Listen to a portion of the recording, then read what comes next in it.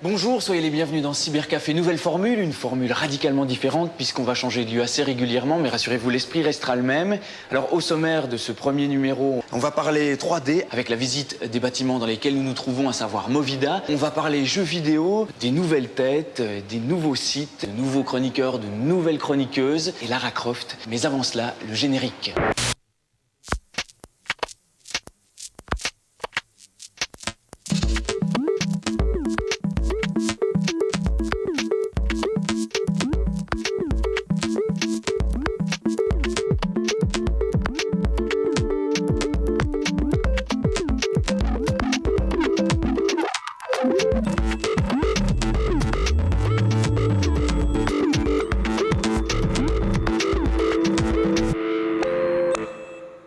Bonjour Muriel. Bonjour. Bonjour Brice. Bonjour Raphaël. De bonnes vacances. Très bonnes vacances. Alors il faut savoir qu'un geek, c'est un... Question geek. Muriel, tu as un petit peu le regard féminin sur le web. Qu'est-ce que tu as trouvé cette semaine? Un site qui s'appelle copinedegeek.com et c'est à la base 9 filles, c'est un peu une réunion de Tupperware comme ça, 9 filles qui ont décidé de parler de leur mec, qu'elles trouvent formidable. Alors il faut savoir qu'un geek, c'est un... Question geek. Voilà, c'est un fou féru de technologie et de préférence de logiciels libres, un peu comme Brice De peut-être. technologie et de science. Pourquoi Muriel, tu t'intéresses aux geeks? Mais j'en cherche un. Tu cherches un geek? Je cherche un geek. Ça tombe bien, moi je cherche une copine de geek. Mais je suis un peu allergique au bruit des ventilos, j'ai la phobie des câbles et j'aime pas les vieilles machines, donc j'ai déjà un problème. Tu as besoin d'un geek techno-branché avec les derniers modèles. Parce que la vie avec un geek, c'est vraiment pas quelque chose de... C'est assez difficile. Et on apprend à vivre avec un geek sur ce site? Voilà, mais il faut s'effacer quelque part. Par exemple, les filles doivent bannir en elles la jalousie. Parce que ce qui importe le plus pour le geek, c'est sa machine. Donc il l'a toujours à portée de main. Donc les filles ne peuvent pas être jalouses de cette machine, sinon c'est foutu. Et est-ce qu'il est facile de partir en vacances avec un geek? Vacances. Alors le geek ne connaît pas le mot vacances parce qu'il n'a pas l'impression de travailler. Pour lui, ça reste un plaisir. Et donc les filles, c'est à elles d'organiser le week-end ou les vacances. Et il faut prévoir des activités à un rythme effréné parce que sinon il peut souffrir du manque et du sevrage qu'elles lui font subir. Il faut toujours son portable avec lui, le prendre. On dit qu'il est offline. Et on dit qu'il est offline et en plus il est recommandé de l'emmener dans une région où il n'y a pas de cybercafé. Oui, mais parce que le geek a tendance à se raccorder de borne Wi-Fi. Hein? Et pas de borne Wi-Fi. Voilà. Apprendre des choses. C'est le wireless geek, ça. Oula. Voilà, c'est ça, un langage de geek. Voilà, on ne comprend rien. Alors il ne faut pas trop poser de questions, autrement il part dans des explications qui n'en finissent plus. Donc il faut faire semblant de s'intéresser légèrement, mais pas trop. Et quels sont les conseils qu'on peut avoir? Là tu ne parles que des inconvénients, mais il y a quand même quelques avantages à sortir avec un geek. Oh bien oui, il répare l'ordinateur sans problème, il est un peu romantique, mais il fait des cadeaux un peu rigolos. Voilà, il ne faut pas non plus être trop regardante par rapport à son look, parce que le geek il s'en fout complètement. Et en général il n'est pas très bien habillé, pas très soigné. Le look geek. Oui, le puriste, par exemple, c'est celui qui a un t-shirt, un jeans, des baskets ou d'affreuses sandales en été.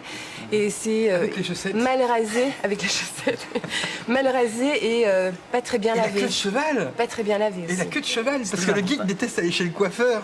Donc il se laisse pousser les cheveux naturellement et la queue de cheval, tu vois. Ça vous fait pas penser un peu aux hippies qui partaient dans le sud de la France, en Ardèche, et élevaient des chèvres? Non mais c'est un peu ça. C'est un peu ça, les hippies, ils aimaient partager les femmes, les chèvres et les carottes. Eh bien les geeks aujourd'hui, ils aiment partager les logiciels, les data. Mais séparé, chacun chez soi. On partage, mais chacun chez soi. Voilà, c'est ça. Chacun chez soi, mais tous ensemble par la connexion Internet. Ouais. Alors pour accrocher un geek, d'abord il faut lui taper dans l'œil. Hein. Il faut lui taper dans l'œil. Ouais, quoi, il faut qu'il vous remarque. Faut le look, quoi. En plus, il vient vous décrypter, vous décoder, et puis il vous catégorise dans les nuls. Mais c'est pas grave. Vous faites semblant de vous intéresser légèrement à ce qu'il aime, et c'est parti, quoi. Alors sur le site Copine de Geek. Qu'aime un geek? Ah, qu'est-ce qu'aime un geek? Attends, tu me poses la question. Mais Muriel, tu en oui, es mais moi je vais pas tout vous révéler. Muriel, qu'aime les geeks selon le site Copine des Geeks? Il aime les plats surgelés. Ça c'est vrai. Il aime les sodas. Ah, bien sûr. Les sodas, les bières. Et il paraît que le geek fait le meilleur café au monde. Ah oui, non, mais le geek sans café perd toute son énergie. C'est comme les batteries Duracell dans le lapin rose. Il a besoin de café en permanence. La caféine. Et alors sur le site Copine de Geek, il y a un truc désopilant qui est le roman photo de Copine de Geek. Oui, ça c'est l'humour, ils ont poussé leur humour à fond, avec cet humour un peu absurde qu'on trouve dans les romans photos. notamment dans cet épisode, l'homme qui murmurait au PC. L'homme qui murmurait à l'oreille des PC. Ouais. Donc à voir très drôle, qui raconte l'histoire de la rencontre magique dans une entreprise entre un vrai geek qui est au département IT et une jeune secrétaire qui ne connaît rien à l'informatique et qui va être émerveillée par son talent pour parler aux machines. Voilà. Je sais pas si on va pouvoir le voir, mais ça c'est le geek puriste, c'est vrai, c'est le geek avec sa barbe, son t-shirt jaune. Et il vient réparer son ordinateur, en fait c'était simplement un problème de câblage. Toi, tu as un site qui parle de ce qu'aiment les geeks. Alors on y trouve des gadgets assez rigolos, mais ce qui est intéressant sur ThinkGeek, exactement, parce que les geeks bien sont fans de gadgets, mais plutôt orientés technologie. Et il y a un site qui s'appelle ThinkGeek, Pense Geek, qui comprend toutes sortes de suggestions, de cadeaux à offrir à votre geek. Donc si vous avez un geek, vous pouvez aller sur ce site, et c'est un site d'e-shopping, mais pensé pour les geeks. Donc qu'est-ce qu'on y trouve, par exemple eh bien, qu'on pourrait t'offrir à ton anniversaire, par exemple. Ben oui, à mon anniversaire, qui d'ailleurs, c'est dans pas longtemps, les gars. Ça s'approche. Okay. Bon, alors on y trouve des gadgets assez rigolos, mais ce qui est intéressant sur ThinkGeek, c'est pas simplement que c'est un catalogue de gadgets comme de Sharp iMage, il y en a plein d'autres comme ça, mais que chaque produit est décrit de fond en comble avec toutes les lois physiques et technologiques. Tout ce qui peut derrière. intéresser le geek. Voilà, il y a des pages et des pages sur le produit le plus élémentaire. Par exemple, il y a une espèce de plasticine qui s'appelle la Smart Thinking Putty, donc c'est bêtement de la plasticine. Eh bien, tu as 2 pages qui expliquent les raisons pour lesquelles cette plasticine réagit de telle manière quand elle est manipulée d'une manière cinétiquement rapide, elle va se briser en paillettes. Un geek ne peut pas se contenter de jouer avec, il doit savoir d'où ça vient, il doit ce que ça comprendre fait. pourquoi, il doit faire des expériences, il doit aller démonter et comprendre le fonctionnement de chacune des choses. Et c'est ça qui est passionnant chez eux, c'est leur envie d'explorer la technologie et la science dans tout ce qui les entoure, quoi. Et alors sur ce site, il y a un autre truc qui est assez particulier, c'est que quand il y a un objet, eh bien tu peux voir ce que des geeks en ont fait. Donc les gens achètent le gadget et puis ils publient des photos de ce qu'ils ont fait. Donc par exemple, prenons toujours le Smart Thinking Putty, eh bien tu vas voir sur le site ce que les gens ont fait avec cette plasticine, qui l'ont collé au plafond et qui ont attendu qu'elle coule, et d'autres qui ont fait des sculptures. Moi, etc., avec la etc. plasticine à la mer, à la montagne, Voilà, dans un bureau. voilà, exactement. Et c'est ça qui est drôle en fait, c'est pas uniquement d'aller découvrir le produit, mais de voir ce que les mecs déjantés font avec. Alors il y a des produits très uniques et intéressants qu'on ne trouve nulle part ailleurs, typiquement pour des geeks. Par exemple, il y a une lampe, mais cette lampe change de couleur. Et elle change de couleur en fonction de données qui viennent de l'Internet. Donc elle est connectée à Internet sans fil et elle va changer de couleur en fonction de données qui changent. Et ces données, tu peux toi-même, si tu es un geek, donc c'est programmé. Et donc tu peux toi-même le paramétrer.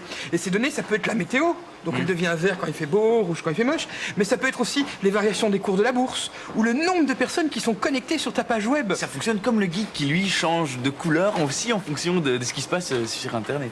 Disons que le geek est souvent connecté et que la lampe l'est aussi, et que c'est rigolo d'avoir une lampe qui change de couleur en fonction de paramètres variables de l'Internet. Ça peut être le nombre de connexions sur ton site Internet, enfin tu peux programmer ce que tu veux. Puis j'ai pris un autre truc que je trouvais particulièrement rigolo, c'est une horloge que seuls les geeks peuvent lire, donc c'est pour afficher la date, mais en binaire. L'heure Donc, atomique, c'est ça? Non, l'heure comme n'importe quelle horloge, sauf que la façon dont elle affiche l'heure est en binaire. Donc tu vois, le binaire, c'est une façon de compter les nombres ou de représenter les nombres avec des 1 et des 0. Voilà, et typiquement c'est la lampe où ta mère pourra jamais lire l'heure, elle devra toujours te demander quelle heure il est. Et alors ils expliquent comment la lire évidemment avec des puissances de 2, puisque c'est en binaire, etc. etc. Donc c'est des gadgets que seul un geek peut s'intéresser à ça. Un site uniquement réservé aux geeks. Un site uniquement réservé aux geeks. Je rappelle qu'on peut y acheter les produits, les faire livrer à mon adresse pour mon anniversaire. Il vous suffit d'une petite carte de crédit et ça va très vite. on fera suivre à la RTV. Je comprends mieux pourquoi un geek, quand il dit qu'il arrive dans 5 minutes, c'est minimum 1 heure plus tard. Hein. Oui, parce que le temps pour les geeks est élastique en fonction de l'intérêt du sujet. Mais ne l'élargissons pas trop cette minute geek. Voilà. S'il tombe sur un bug, ça peut prendre des semaines. Voilà. Eh bien, merci Muriel, merci Brice. Merveilleux. Niveau qualité du jeu, c'est vraiment un bon titre. Gilles, notre gourou du jeu vidéo, est venu nous parler de ses coups de cœur qu'il a eu cet été. Alors Gilles, quels sont les jeux que tu as retenus? Il y a une petite sélection des jeux que j'ai préférés, donc on va commencer avec Return to Castle Wolfenstein. On va en voir les images. Voilà. La version qu'on peut jouer par internet? Également, oui, qui est compatible Xbox Live. C'est un jeu bien connu des joueurs, puisque c'est l'ancêtre du FPS, donc Doom et compagnie, les jeux de tir à la première personne. Ah, oui. Donc un des premiers first-person shooters. Voilà. C'est-à-dire on est derrière et on est le personnage qui tire. On voit par les yeux du personnage principal qui bute tout ce qui bouge plus ou moins. Exactement. Et c'est un jeu déjà été réédité il y a quelques temps sur PC, qui maintenant arrive sur Xbox et PlayStation 2. Donc au niveau scénario, ça parle de plus ou moins la fin de la guerre, vers 1943. On sent que les nazis voient arriver la débâcle, et il y a des enquêteurs qui partent à la recherche d'une division créée par Himmler, qui a pour but de faire une armée de zombies. Donc c'est un peu particulier comme ambiance. C'est pas des bêtes militaires nazis habituels, voilà. C'est des militaires nazis zombies, quoi. Mais ça part quand même d'un fait historique, quoi. C'est quand même... Oui, c'est vaguement centré sur cette époque-là, quoi. Hein, mais... Et par rapport à... Au niveau qualité du jeu, c'est vraiment un bon titre. Les effets graphiques, on n'est pas en reste. La compatibilité Xbox Live permet de s'affronter. On peut jouer jusqu'à combien Ça dépend des parties, mais c'est une partie qui est définie à l'avance. On peut jouer jusqu'à 16. La Xbox Live, c'est le jeu en réseau.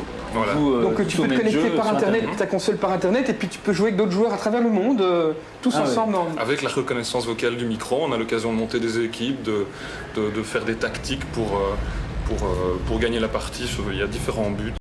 Ça va de l'élimination pure et dure à attaque d'objectifs ou des choses comme ça. Donc vraiment un très bon jeu qui rencontre un franc succès cet été. Un deuxième jeu, c'est Brute Force. Ouais, Brute Force, qui, si j'ai bien compris, on peut incarner plusieurs personnages différents. Voilà, le principe de Brute Force, ça raconte l'histoire d'une espèce d'escouade intergalactique, enfin dans un futur lointain.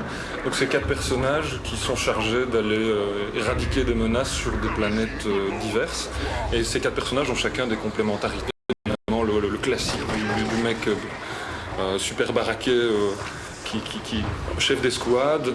Brutus, c'est ça? Il y a Brutus, ouais. Oui, ça c'est un homme reptile qui a très peu de vocabulaire, donc ça tombe toujours un peu à plat dans l'action. Et ils ont chacun des super pouvoirs différents. Voilà, ils ont des particularités. Une des héroïnes a la possibilité de devenir invisible pour un côté plus infiltration du jeu. Et donc on a la possibilité de passer d'un des 4 protagonistes. On peut switcher à tout moment, ce qui permet d'avoir selon différents angles.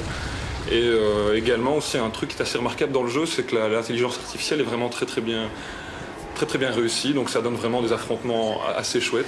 Et ça tombe bien parce qu'on peut justement pas y jouer par Xbox Live, celui-là. Non, malheureusement, ça c'est un truc qu'on ne comprend pas. Que contre l'ordi, quoi. Ah ouais. Il y a juste un truc qu'on pourra dire sur ce jeu, là, malgré l'excellente réalisation du titre, les héros manquent un peu de charisme, c'est quand même, on a un peu de mal à s'identifier à l'histoire. Ça fait penser un peu à Predator au niveau des oui, il y a des effets qui viennent de là. Je veux dire, l'homme reptile a une espèce de vision particulière qui lui permet de ses ennemis, des choses comme ça. L'intérêt est de switcher d'un à l'autre, mais... Ouais. Et puis tu es venu aussi avec un jeu de bagnole, moi ça m'intéresse. Voilà. Ouais, le jeu de bagnole, ça c'est... Surtout celui-là, apparemment, c'est le jeu que tout le monde joue sur Xbox Live. Ça c'est un gros coup de cœur, c'est un jeu qu'on a connu il y a quelques années, qui avait pour ambition de recréer un espèce de grand bordel automobile dans différentes villes. Ici, pour Midtown Manlestro, on a l'occasion de faire de rouler comme un malade dans Paris et Washington. Alors Paris c'est assez surprenant puisque c'est un univers auquel les développeurs ont toujours eu un peu peur de s'atteler puisque c'est typique à modéliser. Et en fait ce qu'on se rend compte c'est que ça marche vraiment bien, on a l'occasion, même si la ville n'est pas modélisée à l'échelle, on a l'occasion de s'y retrouver à partir du moment où on connaît un petit peu Paris. On se rend compte en jouant à ce jeu qu'on peut traverser Paris assez rapidement quand il n'y a pas d'embouteillage, quoi. Voilà. C'est impressionnant, hein, mais en plus sur un écran pareil, on a la chance d'avoir un écran oui, non, mais c'est grand, absolument impressionnant. Alors, est-ce qu'on peut choisir différentes bagnoles? Oui, il y a différentes bagnoles, il y a différents types de courses. Il y a même un mode scénario là, qui est un peu bateau, mais qui donne la possibilité de s'essayer aux commandes. Mais là, tout le plaisir dans le mode de jeu en ligne, on a une espèce de chasse aux gendarmes et aux voleurs, toutes sortes de choses qui sont vraiment prenantes. Rouler à contresens sur le périphérique à Paris, ça c'est... Interdit, précisons. Voilà. C'est interdit. Si tu devais retenir un jeu des 3 que tu viens de présenter, lequel est-ce que tu... Midtown Madness 3. C'est le plus amusant. Oui, tu as joué jusqu'à quelle heure hier soir? J'ai joué jusqu'à 1h du matin. Donc celui-là, on peut jouer en réseau aussi. On peut jouer en réseau, c'est tout l'intérêt du jeu. Hein. C'est vraiment d'appeler tes camarades et puis de se donner rendez-vous. Tu lui dis rendez-vous place de la sur le périph', quoi. On a l'occasion de se retrouver avec une petite invitation pour retrouver ses amis. Eh bien, Gilles, merci, on te retrouve tout à l'heure pour d'autres jeux. En 2003, la 3D, ça n'est plus comme il y a 10 ans.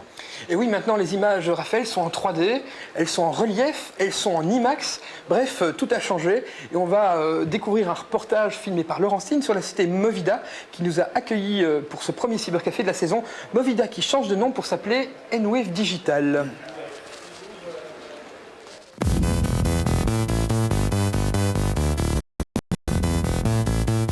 La La 3 dimensions, on connaît.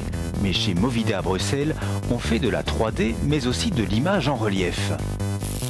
L'avantage du système, c'est qu'on est immergé dans l'image. C'est-à-dire que le principe existe depuis longtemps. Au début du siècle, on faisait, je parle du siècle passé, on faisait des films en relief, mais avec ce que tout le monde a déjà vu, des lunettes bleues et rouges.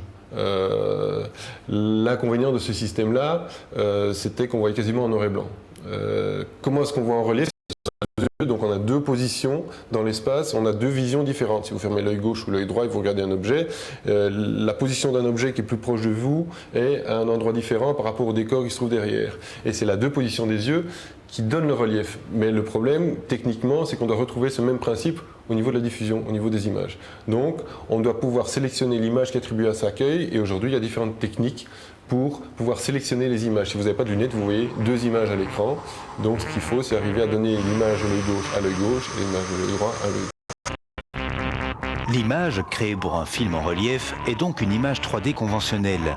Le relief va seulement apparaître lors de la diffusion.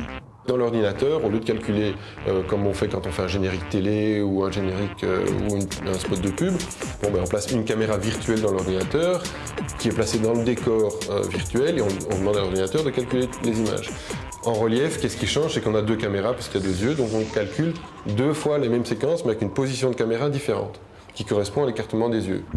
Si l'on regarde projeté en relief sans lunettes spéciales, on voit donc deux images superposées légèrement décalées. Les lunettes permettront de trier ces images en laissant chaque œil voir l'image qui lui est destinée. Les lunettes actuelles ne sont plus les bonnes vieilles lunettes rouges et bleues, mais bien des lunettes polarisantes qui permettent de faire la sélection entre les deux images grâce à deux trames, une par verre. L'une est verticale et l'autre est horizontale. Le processus de création d'un film en 3 dimensions est un travail très proche du travail de réalisation d'un film conventionnel, si ce n'est qu'il faut créer les personnages de toutes pièces. Comme dans un film traditionnel, on fait un storyboard, c'est-à-dire qu'on crée, ici j'ai un storyboard avec toutes les séquences du film, toutes les vues, etc. Et on imagine les cadrages, donc on a déjà une petite vision, par exemple dans ce cas-ci c'est la tortue, mais dans ce cas-ci nous on travaille en relief, donc nous ça c'est un dessin 2D, comme une bande dessinée. Nous on travaille dans la réalité tridimensionnelle, donc il y a une adaptation à faire.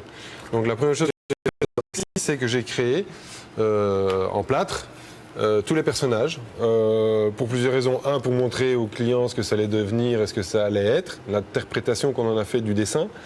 Et aussi, nous, ça nous aide à visualiser les formes, les courbes et comment on va construire cet objet. Parce que maintenant, le travail va consister à reproduire en fil de fer, comme quand vous voyez un dessin technique d'une voiture en fil de fer, de reconstituer dans l'espace avec des points, on crée des polygones, dans l'ordinateur.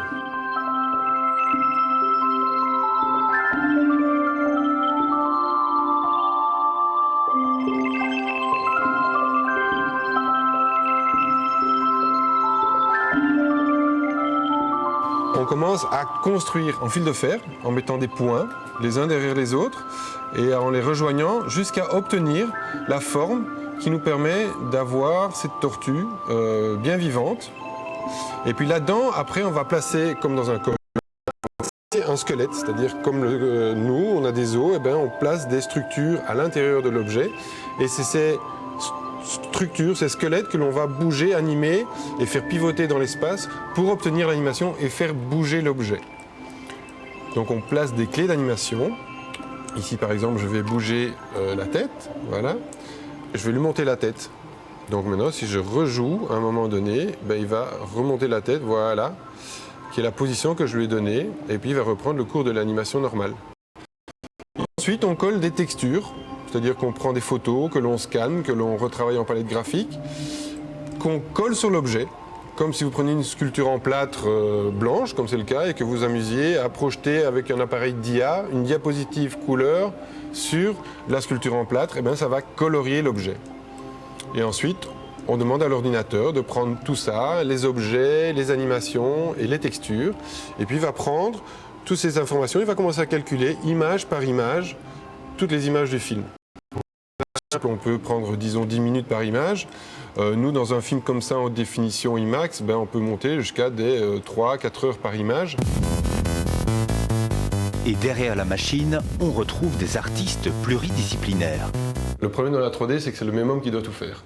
Il faut construire les objets, donc il faut être bon sculpteur, avoir une bonne vision, donc on sculpte comme si on avait de la plasticine, sauf qu'on emploie un ordinateur. Il faut être un bon artiste parce qu'on travaille sur des palettes graphiques pour texturer les objets. On prend des images, des photos qu'on redécoupe. Il faut être un bon directeur photo, il faut pouvoir placer des éclairages, comme sur une pièce de théâtre, placer un contre-jour, un backlight et des choses comme ça. Il faut être un bon cadreur, donc bon caméraman, il faut être bon réalisateur pour faire le montage, éviter les sautes d'axe, enfin les problèmes classiques de la réalisation. Et il faut être aussi un bon directeur d'acteur, puisqu'on anime les personnages. Rendez-vous donc dans une salle IMAX Relief pour découvrir le travail de Movida, bientôt rebaptisé N-Wave Digital. Toujours avec Brice, 3D toujours avec Brice. Il y a un sujet que j'ai pas bien compris. Je vais te parler en fait d'une technologie, Raphaël, et d'un logiciel qui s'appelle Director MX, qui est fait par Macromedia. Macromedia est la même société qui fait Flash. Tu connais Flash? Flash, je connais en allant sur Internet. Ouais. Eh bien, Macromedia fait un autre logiciel qui s'appelle... Logiciel, moi... Tu sais pas ce que c'est un logiciel? Non. C'est un software, quoi. Et un software, c'est un programme. C'est un programme. C'est un truc que tu lances sur ton ordinateur qui te permet de réaliser des choses, tu vois, comme taper un texte ou surfer le web. Donc là, qui réalise des 3D. Voilà, en fait non, c'est pas sa vocation. Originalement, le logiciel Director, c'est celui qui permettait de créer des CD-ROM multimédia, avec de la vidéo, avec de l'animation, etc. Puis petit à petit, c'est Flash qui a pris le dessus sur ce secteur-là, qui est de l'animation de sites internet, de sites web. Et maintenant, bien, il y a des possibilités dans Director d'intégrer de la 3D. Alors ce qui est génial, c'est non seulement tu peux importer les éléments 3D de tous les logiciels de 3D existants, comme AutoCAD, Maya, 3D Studio Max, qui sont des logiciels qui permettent de faire de la modélisation. Tu veux dire qu'on peut tourner autour d'un objet ou d'un personnage? Voilà, en fait, tu vas importer l'objet que tu as fait dans un programme de 3D dans Director MX, et puis avec Director, tu vas l'animer, tu vas le rendre interactif, tu vas lui appliquer des lois de physique, et tu vas aussi, c'est ça qui est génial, créer des jeux. Des jeux qui sont donc en temps réel, la 3D est en temps réel, et comme cette 3D est réalisée par la carte 3D qui est dans ton ordinateur, elle a la même qualité que dans un jeu vidéo comme ceux qu'on a vus, que Gilles nous a présentés. D'accord ? Mais le grand intérêt, c'est que le résultat de ces animations 3D que tu as fait avec Director, tu peux les intégrer animation flash ou comme une photo. Et ça, c'est nouveau? Oui, c'est assez nouveau. Ça existe depuis la version 9 de Director. Maintenant, on est à la version MX, comme Flash MX. Et cette version-ci, permet aujourd'hui des interactions extrêmement sophistiquées. Elle permet carrément de faire de vrais jeux vidéo. Alors, il y a une société qui s'appelle Kandou Multimédia, qui s'est spécialisée dans les jeux vidéo en 3D, réalisés avec Director, et qu'on peut intégrer dans n'importe quel site web.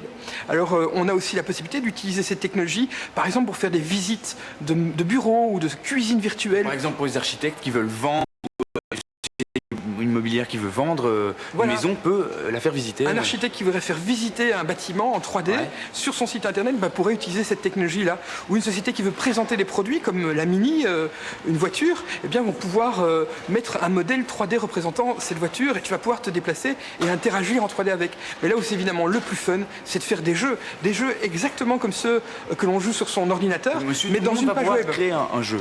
Alors, c'est pas Monsieur Tout le Monde parce qu'il faut quand même un tout petit peu s'y connaître en modélisation 3D, même si tu peux importer des librairies d'objets 3D, mais il faut quand même programmer l'interaction du jeu, la logique du jeu. Donc il faut savoir programmer dans le langage de Director qui s'appelle Lingo. Lingo, c'est le langage dans lequel on programme dans Director. Voilà. Et la nouvelle version de Director MX, elle est sortie il y a à peu près 3-4 mois, et aujourd'hui elle est déjà mise en exploitation. Il y a un plugin que tu dois installer dans ton navigateur, et grâce à ce plugin, tu vas pouvoir voir des objets 3D ou des animations ou carrément des jeux faits avec Director, comme ceux que font Kandou Multimédia. Incroyable, non ? Incroyable, j'ai compris à moitié.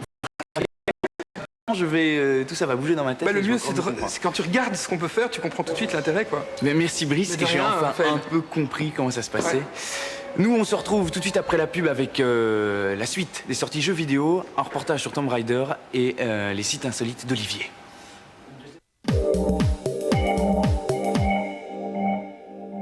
Maman attentive, Julie choisit toujours le meilleur pour ses enfants. Pour l'école, elle leur donne un snack vraiment fait pour eux. Kinder Bueno, c'est tous les bienfaits du lait et des noisettes dans une crème au chocolat. Un bon équilibre. l'équilibre entre nutrition et goût. Kinder Bueno, la meilleure des pauses à l'école. Kinder, c'est bon pour eux. Et pour eux, c'est drôlement bon. Alors Raphaël, il n'y a pas que les frères Bogdanov qui parlent de science. Dans Cybercafé aussi, nous allons parler de science et nous recevons Benjamin Loypart. Bonjour. Qui, comme vous allez le voir, a tourné un reportage absolument incroyable. Benjamin, tu es un rare être humain, en tout cas de ceux de la RTBF, à avoir tourné un reportage en apesanteur. En apesanteur ou en impesanteur. Pour Zero Gravity. En fait, on veut dire un peu ce qu'on veut. Ben oui, j'ai fait un reportage sur quelques petits vénards de Bruxelles, des étudiants du secondaire, qui sont en réto et qui ont répondu à un concours de la région bruxelloise et qui l'ont gagné. Les petits vénards a gagné un petit tour en avion, un avion expérimental, l'avion 0G de l'Agence spatiale européenne. Donc on est vraiment dans un cadre espace. Et ces types-là ont pu mener à bien leur propre expérience en impesanteur. Donc, alors on ne vole pas en apesanteur comme ça. Énorme. Ça leur a pris au moins 4 mois à se préparer convenablement, d'abord à comprendre ce qui allait leur arriver dans l'avion, ensuite à s'entraîner physiquement, ensuite à passer les examens médicaux, qui sont les mêmes examens médicaux que ceux que passent les pilotes d'avion. Examen que tu as fait toi-même. Que j'ai brillamment réussi. Brillamment réussi, hein. Donc tu pourrais être pilote de chasse, si je comprends bien. Fou, mais c'est le premier examen, il y en a encore une volée qui suivent, mais en tout cas c'est la première étape, effectivement. Alors quels sont les effets quand on est en apesanteur? Qu'est-ce qu'on ressent? Alors, bizarrement, il y a plein d'annonces qui sont faites par les pilotes qui nous disent voilà, on est en train de monter parce que voilà, c'est du vol parabolique, hein, c'est d'abord un avion. L'avion est d'abord à l'horizontale, ensuite on dit que l'avion va se redresser, il accélère, il monte, et au moment où on coupe les moteurs, l'avion se met à tomber. Tu prends combien de G quand tu montes comme ça? Là on est à 2G. 2G c'est 2 fois, on subit en fait 2 fois son propre poids, on est écrasé. Bien écrasé. Si tu pesais mon poids à 2G, tu serais mort. T'es moins subir 2 fois ton propre poids, c'est pas possible. Donc on est en train de monter, on prend une accélération de 2G, on est écrasé au sol, et puis les pilotes annoncent l'injection. C'est le moment crucial où on coupe les moteurs, on coupe les gaz, et l'avion se met à tomber avec tout ce qui est à l'intérieur, et les gens qui sont dans l'avion tombent à la même vitesse. Donc c'est de la chute libre. Et à ce moment-là, qu'est-ce que tu ressens? À ce moment-là, il y a cette fameuse chaleur qui est provoquée par le fait que le cœur continue à pulser du sang à la même vitesse, avec la même puissance qu'au sol. Or, on ne pèse plus rien, mais le sang non plus ne pèse plus rien. Donc il arrive 3 fois plus vite. Sensation de chaleur. On s'élève tout doucement. T'es un peu drogué, quoi. Donc. On est un peu drogué par son propre sang, en fait. On a plus d'oxygène dans le cerveau, donc on est un peu hyperactif aussi. Et ce qui se passe, c'est qu'on flotte. Et le réflexe, c'est de nager pour essayer de récupérer tu commences à mouliner, tu commences à mouliner ou t'accrocher. Parce qu'évidemment, dès que tu fais un geste, c'est comme dans Tintin, tu te mets à tourner. On se retourne complètement, oui. Donc il faut surtout pas nager, parce que sinon, là, on est parti au plafond, on traverse tout l'avion comme une fusée. Et donc, il y a des gens de la sécurité qui sont un peu comme ça. Mais donc, on flotte véritablement, et le plus lentement possible. Et vous avez essayé de boire ou de manger pendant? On s'est passé des trucs... Non, ça dure 20 secondes, c'est pas... Oui, non, mais il y en a 31, ça fait un vol. Les petits vénards, ici, on fait 2 vols, donc 62 paraboles. Il y a 22 secondes d'impesanteur par parabole. Et là, on s'est passé des trucs, des bouteilles d'eau, des ballons, des machins, et on voit que c'est spécial, évidemment. Alors tout ça, c'est dans un reportage qui sera diffusé sur la Une, mardi 22h30. Voilà. Et puis ça repassera régulièrement. Et c'est un reportage qu'on a décidé de monter comme la Science Academy, puisqu'on les a vraiment suivis pendant 5 mois et demi depuis la nomination des candidats jusqu'à la descente de l'avion. Avec Dirk Friemuth comme un peu directeur de la Science Academy. C'est Dirk Friemuth qui vient en personne annoncer qui est lauréat de ce concours. Eh bien, Benjamin, merci. On suivra ça donc sur la Une à 22h30 ce mardi.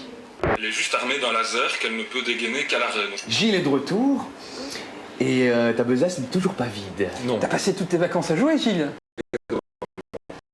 Une bonne partie. Hein. Bonne partie. Alors on commence par Dynasty Warrior 4, parce qu'on avait déjà vu le 3, le 2. Tu es un fan de jeu. Exactement, oui. Tout le monde ne me suit pas sur cet avis-là, mais enfin, c'est vraiment un jeu que j'aime beaucoup. Si tu aimes les chevaux, c'est un des seuls jeux où tu peux conduire un cheval, tu vois. La particularité du titre, en fait, c'est de pouvoir revivre des combats de la Chine médiévale au travers d'un immense champ de bataille. Donc c'est un jeu qui est souvent salué par les développeurs par un aspect technique qu'on ne voit pas spécialement. C'est que pour cette bonne vieille PS2, afficher autant de joueurs à l'écran et de combattants, c'est assez... On incarne un des généraux de 3 familles qui se déchirent le territoire. Et on a l'occasion de prendre part au combat comme un homme parmi tant d'autres. Donc aussi la particularité de ce jeu de baston, parce qu'évidemment ça ne fait pas dans la dentelle, c'est qu'on influe directement sur le moral des troupes. Par exemple, si on est brillant au combat, le moral des troupes s'en ressent. Il y a quand même un minimum de stratégie dans le titre, hein, il faut aller à des endroits clés. On a tout ça, donc c'est très... Oui, c'est un mélange entre stratégie et jeu d'action. Voilà, oui. Parce que tu as des objectifs stratégiques à faire, mais tu dois quand même te battre sur le terrain. Les jeux d'action, même, ça bastonne bien. Ça, c'est clair. Les enchaînements en fin de partie, on peut se retrouver avec 300 victimes à son actif, des choses assez énormes. C'est vachement pratique pour apprendre le chinois, tu apprends beaucoup de choses. Et tu peux avoir des grades puisque tu peux... Oui, en fait, ça a aussi teinté un peu de RPG, comme on dit. Donc le combattant qu'on incarne est évolutif. Il a l'occasion de faire évoluer ses aptitudes. Alors dans PN03, c'est un jeu très graphique, Gilles. Tu l'as choisi pour son look? Voilà, c'est un peu que pour ça, parce qu'au départ c'est un jeu qui était présenté comme un titre, un jeu d'auteur, comme ça à la croisée des chemins, un mix entre Dynasty, Devil May Cry et Tomb Raider, et puis en fait en cours de chemin... Devil May Cry pour les chorégraphies et Tomb Raider pour la nana, quoi. Oui, voilà. C'est très Béjart dans le mouvement. Hein. C'est vrai, ça s'adresse aux fans de Maurice Béjart, puisqu'en fait, au départ, on pensait que ce serait quand même un peu plus évolu que ça, et finalement c'est un jeu de shoot assez rétro et franchement basique dans la prise en main. On incarne Vanessa Schneider, qui est magnifiquement modélisée, évidemment. Et voilà, mélange Vanessa Paradis et de Romy Schneider. Et pour se défendre d'une espèce de menace informatique qu'elle est chargée d'anéantir, elle est juste armée d'un laser qu'elle ne peut dégainer qu'à l'arrêt. Donc ce qui veut dire que tout le jeu est basé sur la parade et les mouvements, les sauts acrobatiques de l'héroïne. Mais c'est quand même une petite déception en soi, c'est plutôt arrangé de cette rentrée. Par contre, visuellement, l'univers, graphiquement, un mélange entre films de science-fiction, Dune et puis les labyrinthes, genre Terminator, c'est pas mal, quoi. Ouais, c'est ça qui est dommage, parce qu'on s'attendait vraiment à un jeu graphiquement extraordinaire, et plus que ça, mais malheureusement ça s'arrête là. Et enfin, Tomb Raider. Voilà. L'incontournable Tomb Raider. En espérant que le jeu soit plus intéressant que le film. Alors si vous suivez Cybercafé, c'est le 5e qu'on vous présente, puisque c'est la 5e version de ce jeu, avec toujours Lara Croft, enfin Angelina Jolie. Qui est là depuis 7 ans, et ce titre-ci, c'est un petit peu attendre, puisqu'ils avaient essayé de justement un peu changer la formule, essayer de faire évoluer le gameplay de cette Lara Croft qui passait uniquement son temps à affronter des dinosaures et faire des cabrioles.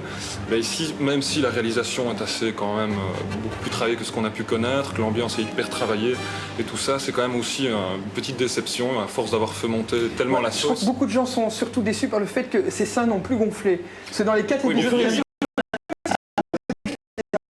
Mais pas dans en même temps, on l'attendait tellement que c'est normal, on soit un peu déçu. Voilà, c'est normal. Il y a deux attitudes, soit on ne la ramène pas trop et on présente un jeu irréprochable à la presse, ou alors on fait monter la sauce assez risqué. Ils ont sorti le film en même temps et que la qualité de la 3D du jeu est moins bonne que la 3D du film. Oui, que tout dans le film, enfin. Et puis on sent aussi que le jeu a été manque un petit peu de temps, c'est pour ça, pour sortir exactement en même temps que le film. Ils ont dû un peu bâcler la fin, quoi. Mais on a été visiter les studios où ont été créés le jeu, c'est ça? Voilà, on a rencontré depuis 7 ans, qui a été d'ailleurs primé pour son travail sur Lara Croft. Eh bien, on va regarder ce reportage maintenant.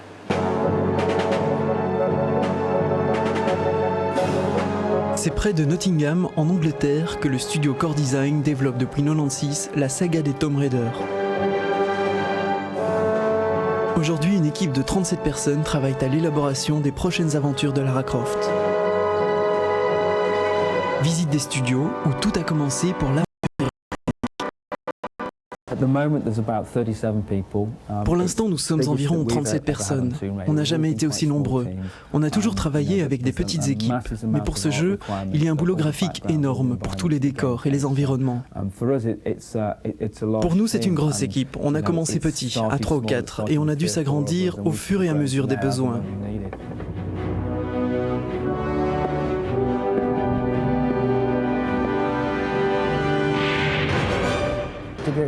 Est-ce que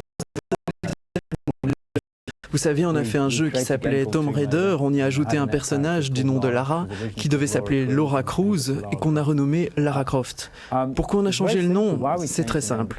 À l'époque, les États-Unis étaient notre plus gros marché et on pensait que pour le public américain, il valait mieux créer un personnage typiquement british, venant d'une ancienne famille anglaise, au passé aristocrate.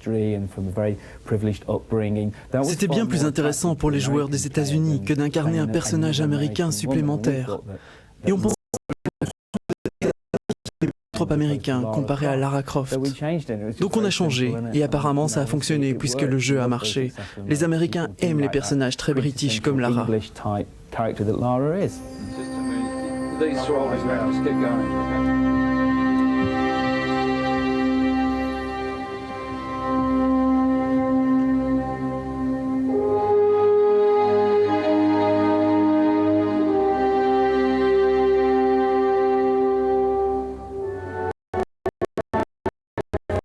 Je ne suis pas sûr qu'elle fasse peur, mais c'est une femme de tête, une forte personnalité. Et peut-être que certains hommes trouvent ce genre de femme menaçante. Mais le personnage de Lara Croft est comme ça.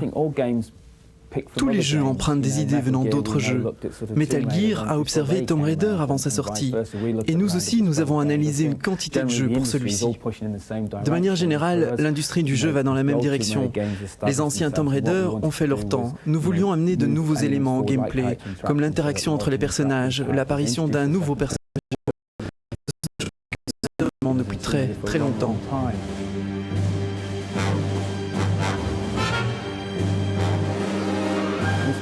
On a beaucoup travaillé sur l'histoire qui joue un rôle primordial dans ce jeu. Et pas seulement dans cet épisode, mais aussi dans les deux suivants. Puisque c'est un scénario qui évolue sur 3 jeux au total. On a réfléchi là-dessus très longtemps et finalement décidé comment ces jeux allaient se démarquer des anciens Tomb Raider.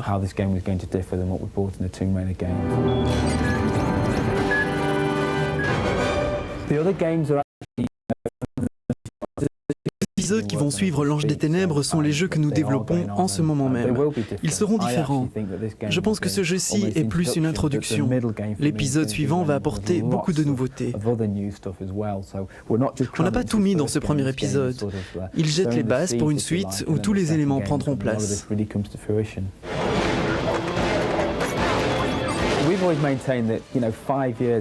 Vous savez, c'est notre 7e année avec Lara. On a fait 5 jeux en 7 ans. C'est très très long dans le jeu vidéo. En moins de temps que ça. Quelque part, je suis étonné qu'elle soit encore là. Mais tant qu'on pourra apporter de nouveaux éléments et faire évoluer la jouabilité, les gens auront encore du plaisir à jouer à Tomb Raider. Et c'est exactement ce que nous tentons de faire avec cette saga. T'expliquer l'art de la supercherie. Des strapontins, un couloir, une salle d'attente, un livre. Un livre, et oui, en cette rentrée de Cybercafé, j'ai pensé, comme tu étais nouveau dans l'émission et que tu n'étais toujours pas connecté à Internet, qu'il fallait commencer à t'expliquer l'art de la supercherie. Et Kevin Mitnick a rédigé un ouvrage sur l'art de la supercherie. Lui-même a été l'un des plus grands hackers au monde. Il a fait 5 ans de prison. Donc les hackers, c'est les mecs qui vont pirater les... Alors il faut distinguer. Il y a les hackers, les crackers et ceux qui utilisent des script kiddies. En fait, les hackers, ce sont des gens qui vont essayer de pénétrer des systèmes informatiques pour montrer leur vulnérabilité. Ce que Kevin Mitnick a fait tout au long de sa vie, même s'il a été pris par le FBI. Les crackers, eux, vont essayer de casser des systèmes informatiques. Et ceux qu'on appelle les script kiddies vont utiliser des logiciels disponibles sur Internet pour forcer la sécurité des systèmes informatiques. Alors Kevin Mitnick, dans cet ouvrage, nous explique finalement que l'aspect le plus important, c'est la manipulation humaine. Finalement, on peut obtenir très simplement de l'information. Prenons un exemple, tu es directeur d'une société. Tout le monde le sait. Informatique. Et j'utilise un certain nombre de tes employés pour obtenir des informations en leur posant un certain nombre de questions. Il apparaît qu'au bout d'un certain moment, eh ben, tu obtiens des mots de passe extrêmement importants. Donc d'une façon très courtoise, très courtoise, très polie, sans forcer. Donc le facteur humain devient de plus en plus important. Plus on sécurise techniquement un système informatique, plus la brèche sera humaine. Et Kevin Mitnick, en fait, a commencé très jeune. À l'âge de 12 ans, il avait trouvé le moyen pour voyager gratuitement dans San Francisco. Et c'était très simple, il avait observé comment fonctionnaient les fait, le conducteur du bus avait un certain nombre de tickets et à la fin de sa tournée, jetait les tickets restants qui étaient finalement toujours valides parce qu'ils n'étaient pas compostés. Il s'est dit, maintenant, je dois obtenir le tempo pour composter mon ticket, pour qu'il soit valide.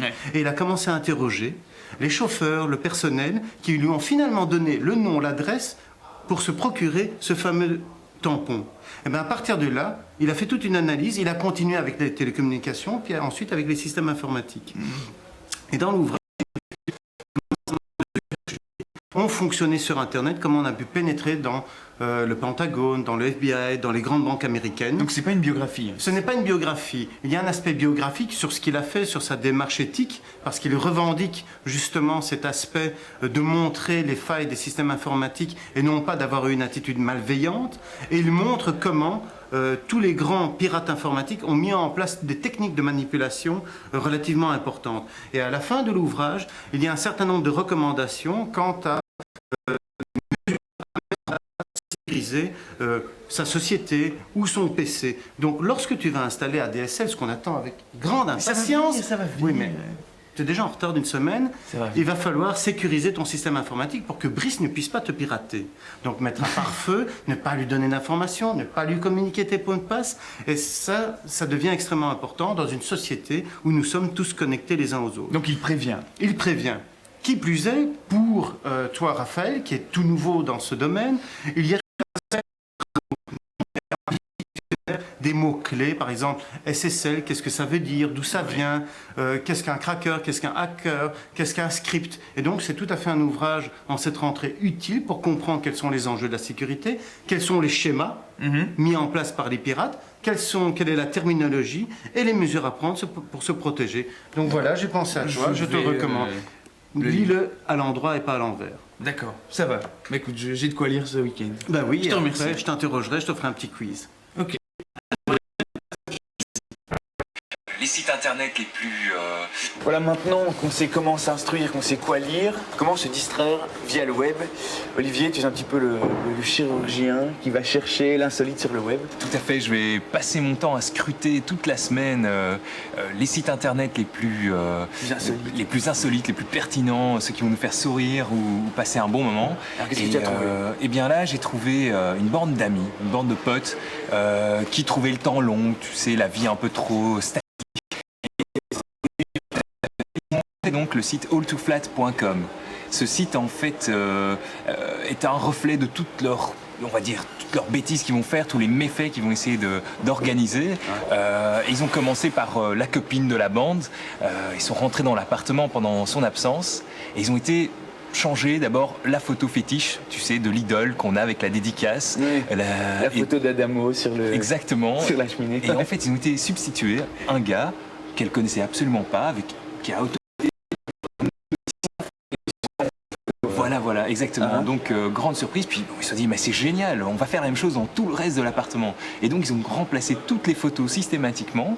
Et ils ont été jusqu'au poisson rouge, où ils ont sorti le poisson rouge, ils ont été mettre une photo dans le bocal, délirant complètement. Ils n'ont pas fait que ça.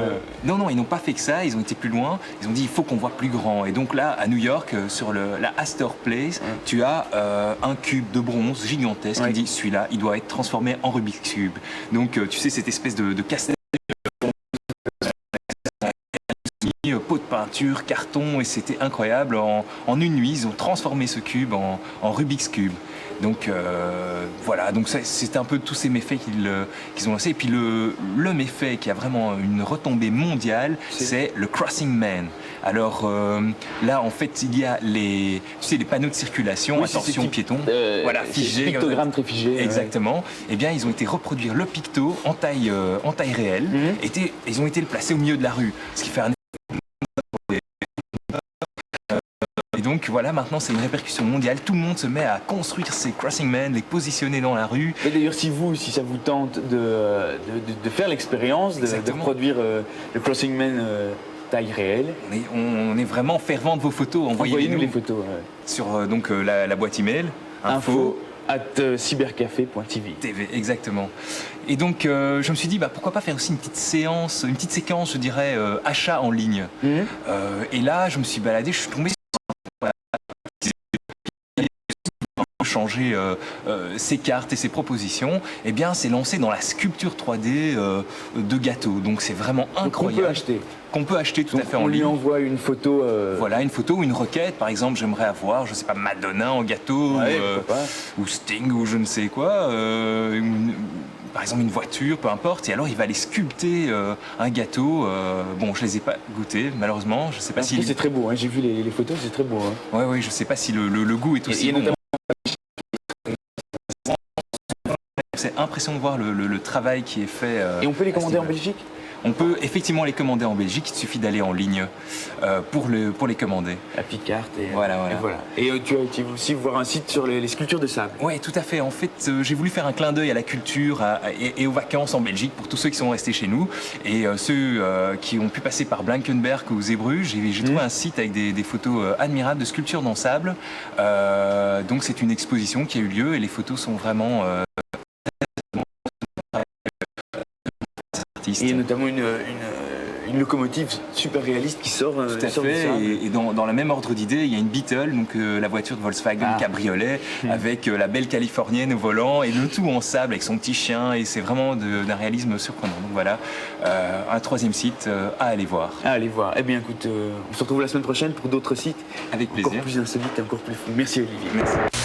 Alors Raphaël, pour une première fois, on s'en est bien tiré, non? Écoute, je pense que c'était pas mal, on va. Ouais, mais je trouve que t'as été... Tu ne le sais pas encore, mais dans Cybercafé, il y a une tradition. En fin d'émission, on fait des cadeaux aux spectateurs. Il y a un site internet de l'émission qui est cybercafé.tv. Sur ce site, il y a un formulaire de concours. Il y a plein d'autres choses d'ailleurs. Hein. Et pour participer au concours, il faut un mot de passe. Alors cette semaine, on aura à gagner, offert par PhotoHall, 3 souris optiques sans fil rechargeables Logitech MX700. Attends, donc maintenant, il y a des souris sans fil? Sans fil rechargeable, optique, enfin incroyable. Et donc mot de passe pour participer au concours, Raphaël. Une souris Mickey. Ah oui. La semaine prochaine. La semaine prochaine. Pour d'autres aventures de Cybercafé. Merci Raphaël.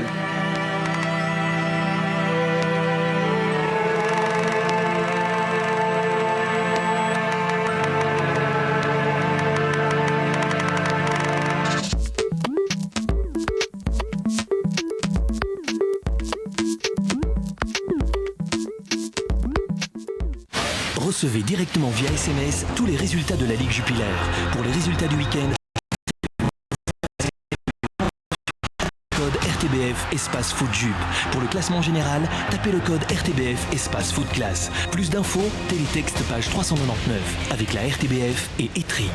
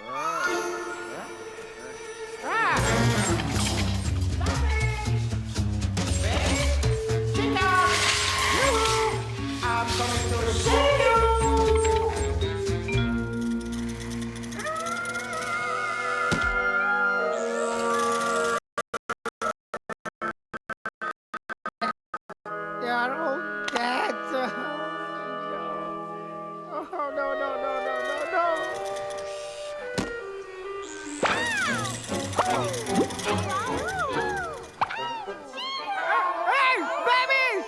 Oh! Hey, Tino! You're looking good for that chicken. Hey, I got it.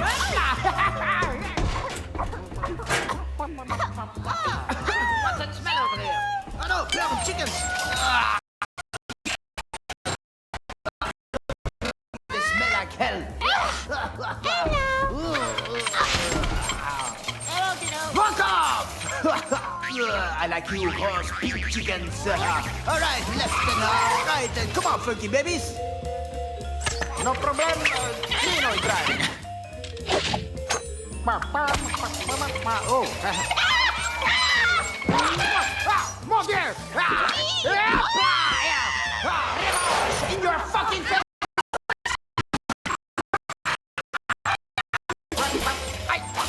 Relax, baby. I thought you loved me. Voilà, bitch. Who's next?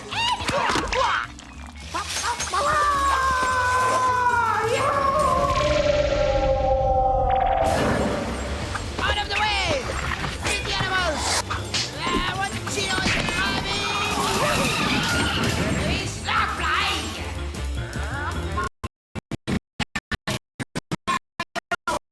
Give me the balls!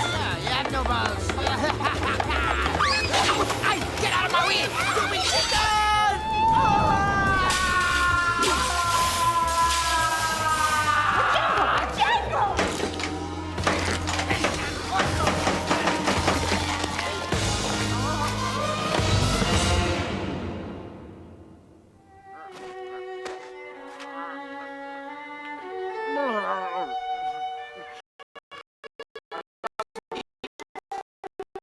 So what? Chino is alive! Yes!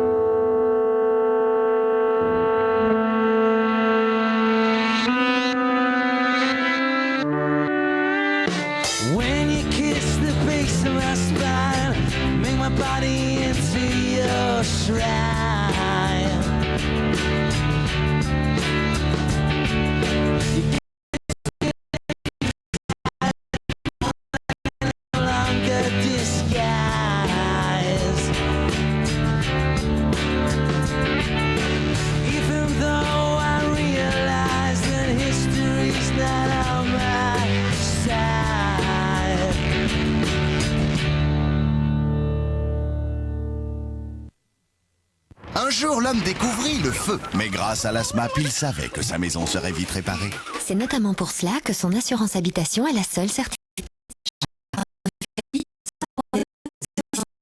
777. Vous êtes sur RTBF que vous recevez directement chez vous grâce à un satellite Astra. Quel que soit le programme que vous regardiez, il vous est certainement retransmis par Astra. Car nous diffusons plus de 1000 chaînes télé et radio grand public à plus de 91 millions de foyers partout en Europe.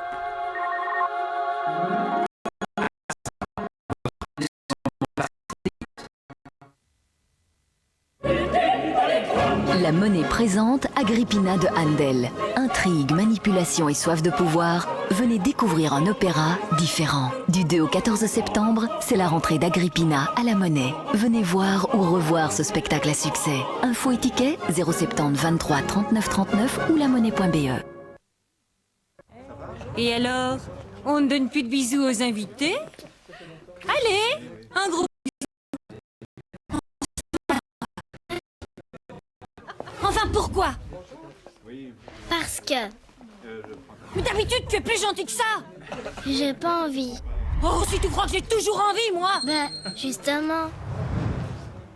Prenons le temps de vivre ensemble. Une action de la communauté française.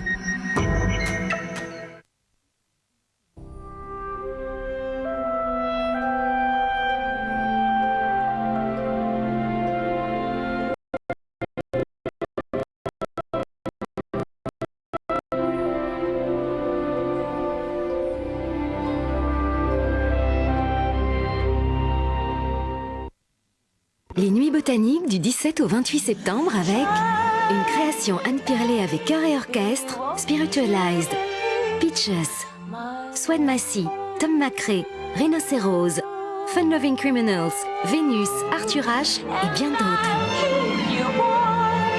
Info, botanique.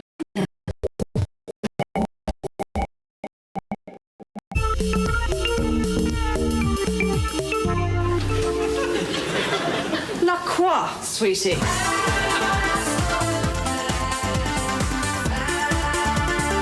It's alright, isn't it? It's a bit tight, really. It's alright, isn't it?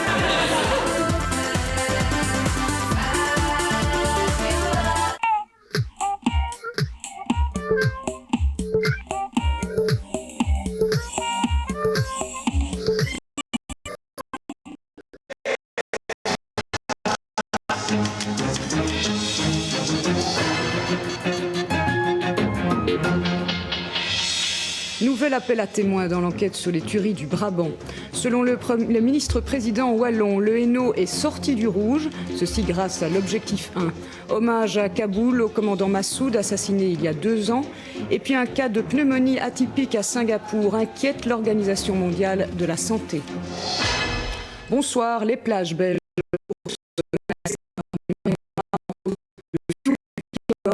Un plan catastrophe a été déclenché hier. Pascal Bourgault. La nappe de fioul, longue d'une trentaine de kilomètres, avait été repérée par la marine hollandaise dimanche à 40 km au large des côtes belges.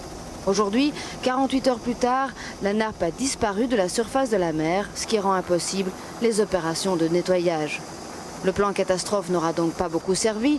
Les 3 navires de la marine belge dépêchés sur place n'ont rien perdu.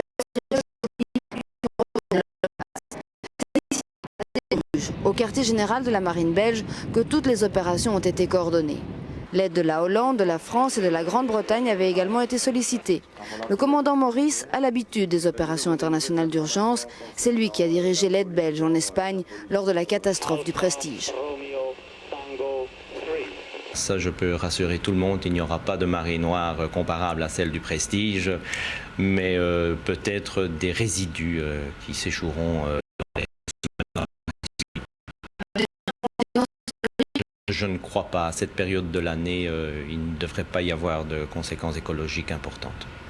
L'origine de la fuite reste mystérieuse. Il pourrait s'agir d'une erreur de découpe. Un réservoir de fioul n'aurait peut-être pas été suffisamment vidangé avant les opérations de découpage menées par un consortium privé.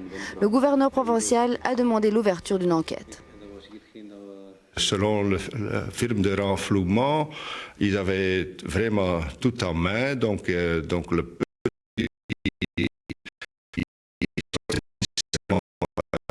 quand on découpait le bateau, ils pouvaient le combattre avec leurs moyens propres. Maintenant, j'ai l'impression qu'ils ont été surpris par un événement dont on ne peut pas encore déterminer ce qui s'est passé réellement.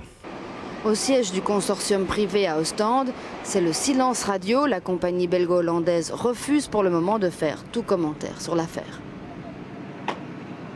Et nous rejoignons à Ostende Pascal Bourgault.